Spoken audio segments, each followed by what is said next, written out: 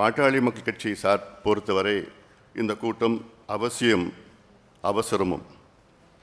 அதற்கு முக்கிய காரணம், சமீபத்தில் மத்திய உள்துறை அமைச்சர் அவர்கள் கோவையில் நாங்கள் மறுசீரமைப்பில் தமிழ்நாட்டிற்கு ஒரு தொகுதி கூட குறைக்க மாட்டோம் என்று அழுத்தம் திருத்தமாக சொன்னார். ஆனால் இதே கருத்து உத்தரப்பிரதேசம், பீகார் போன்ற வட மாநிலங்களுக்கு நாங்கள் எவ்வளோ உயர்த்துவோம் என்று சொல்லவில்லை.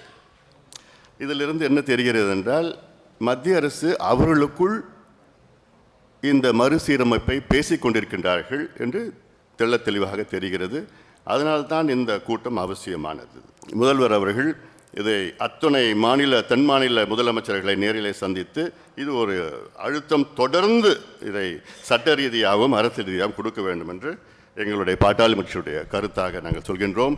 அடுத்து பாட்டாளி மக்கள் கட்சியினுடைய சார்பாக கருத்து.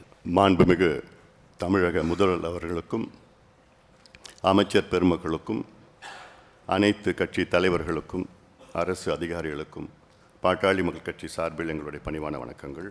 பாட்டாளி மக்கள் கட்சி பொறுத்தவரை இந்த கூட்டம் அவசியம் அவசரமும். அதற்கு முக்கிய காரணம், சமீபத்தில் மத்திய உள்துறை அமைச்சர் அவர்கள் கோவையில் நாங்கள் மறுசீரமைப்பில் தமிழ்நாட்டிற்கு ஒரு தொகுதி கூட குறைக்க மாட்டோம் என்று அழுத்தம் திருத்தமாக சொன்னார். ஆனால் இதே கருத்து உத்தரப்பிரதேசம், பீகார் போன்ற வட மாநிலங்களுக்கு நாங்கள் எவ்வளோ உயர்த்துவோம் என்று சொல்லவில்லை. இதிலிருந்து என்ன தெரிகிறது என்றால், மத்திய அரசு அவர்களுக்குள் இந்த மறுசீரமைப்பை பேசிக்கொண்டிருக்கின்றார்கள் என்று தெள்ளத் தெளிவாக தெரிகிறது.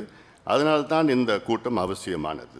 முதல்வர் அவர்கள் இதை அத்துணை தென் மாநில முதலமைச்சர்களை நேரிலே சந்தித்து இது ஒரு அழுத்தம் தொடர்ந்து இதை சட்ட ரீதியாகவும் அரசியல் ரீதியாகவும் கொடுக்க வேண்டும் என்று எங்களுடைய பாட்டாளி கட்சியுடைய கருத்தாக நாங்கள் சொல்கின்றோம்.